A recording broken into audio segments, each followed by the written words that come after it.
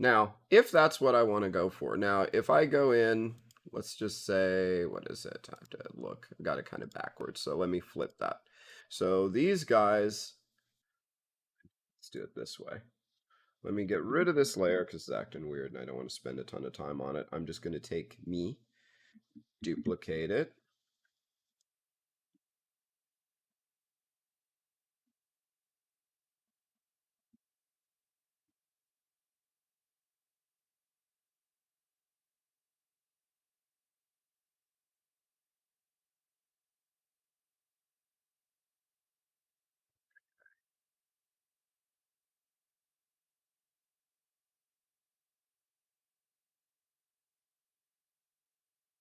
Oh, that's a little better.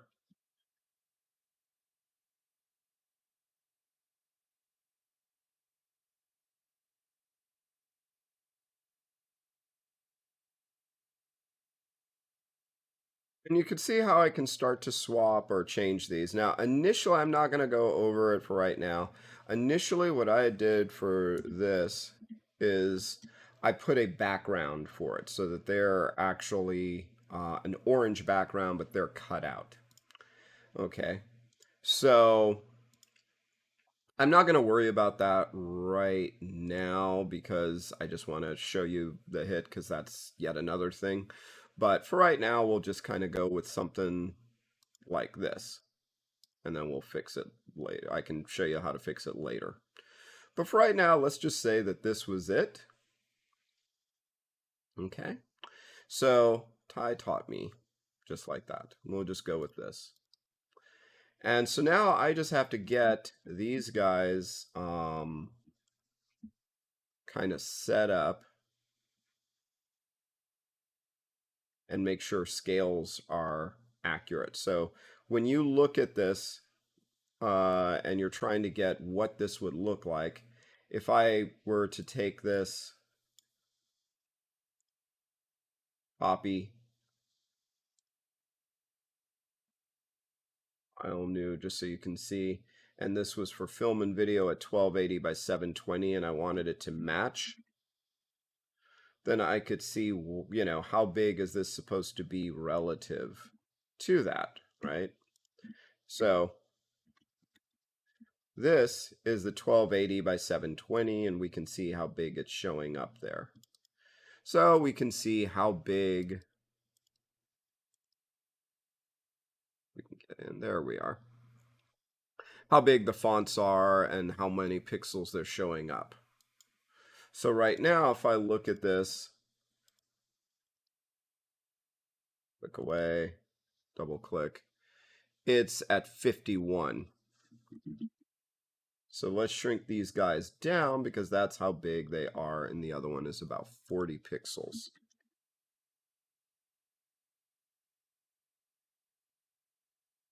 Now you can see, oh, now they are lining up much better.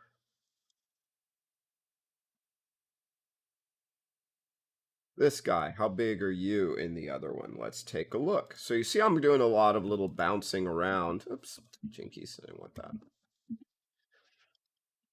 How big is this one?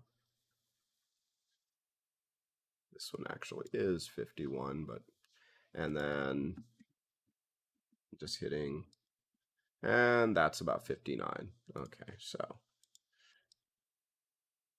this one, yep, that one copied over, that one copied over. It was just those guys we created. So I'm going to lock the head for right now. Oop, so I don't accidentally grab it. So I can just grab these guys and move them. Grab these guys and move them.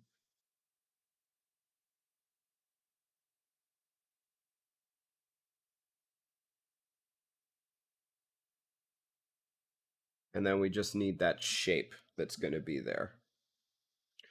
And I'm trying to stay within my safe area so that, you know, it's not going to go too far out, and you want to have negative space. You don't want them to fill up. I might even shrink it down even more once I like, oh, you know, just drop everything down depending on how much area I want it to fill up. Negative space is a good thing. Okay. So if we were to just select all of these and bring them down or scale them down, then that works fine. And remember, this is a composition, so after I'm all done, I could scale them all uniformly down anyway once I have it. So there's a few things that you can do. But let's just say this is the logo and how we want it, and I'm sticking in this line and this guy. Oops. These guys are going to wind up to this line so that everything is kind of balanced. And then for the line, let's move you down. Oops. Let's pick instructional design and just move it down a little bit. And for the line in the center, I'm just going to create a new layer that's a solid. And let's make it black. I could do a solid, I could do a shape. And you could see it's the whole size, but I'm just going to scale it down. Remember, I could just hit S for scale and shrink it down.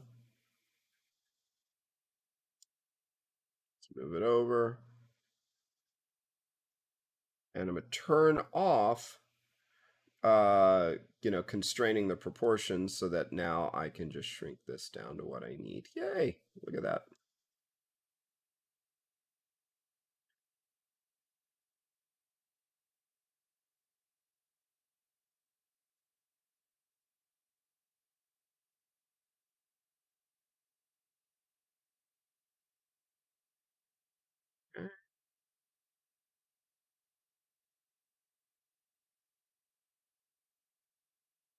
There.